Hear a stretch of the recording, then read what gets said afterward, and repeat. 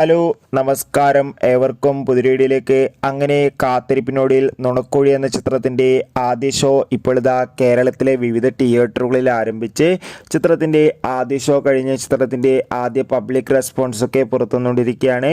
ആ ഒരു അപ്ഡേഷനാണ് ഇന്നൊരു വീഡിയോ ഭാഗത്ത്. വീഡിയോയിലേക്ക് മുൻപേ വീഡിയോ ലൈക്ക് ചെയ്യുക, ചാനൽ സബ്സ്ക്രൈബ് ചെയ്യാൻ വേണ്ടി ശ്രമിക്കുക. ബേസിൽ ജോസഫ്, ഗ്രേസ് ആൻ്റണി, അശോകൻ, അജു വർഗീസ്, സിദ്ദീഖ്, മനോജ് ഗജൻ എന്നൊക്കെ പ്രധാന കഥാപാത്രങ്ങളായിട്ട് ഇന്ന് ഓഗസ്റ്റ് 15 റിലീസ് ചെയ്ത ചിത്രമായിരുന്നു നുണക്കുഴി.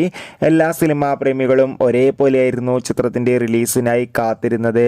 അങ്ങനെ കാത്തിരിപ്പിനൊടുവിൽ ഇപ്പോൾ നുണക്കുഴി എന്ന ചിത്രത്തിൻ്റെ ആദ്യ ഷോ കേരളത്തിലെ വിവിധ തിയേറ്ററുകളിൽ അവസാനിക്കുമ്പോൾ ചിത്രത്തിന് പോസിറ്റീവ് റെസ്പോൺസ് തന്നെയാണ് പുറത്തുവന്നുകൊണ്ടിരിക്കുന്നത്. ചിത്രം കാണുന്ന പ്രേക്ഷകരെല്ലാവരും ഒന്നടങ്കം പറയുകയാണ് നുണക്കുഴി എന്ന ചിത്രം ഒരു മികച്ച കോമഡി ഫാമിലി എൻ്റർടൈൻമെൻ്റ് ആണെന്നും ചിത്രത്തിൽ ബേസിൽ ജോസഫിൻ്റെ നല്ല മികച്ച അഭിനയം തന്നെ കാണാൻ വേണ്ടി സാധിക്കുന്നുണ്ടെന്നും.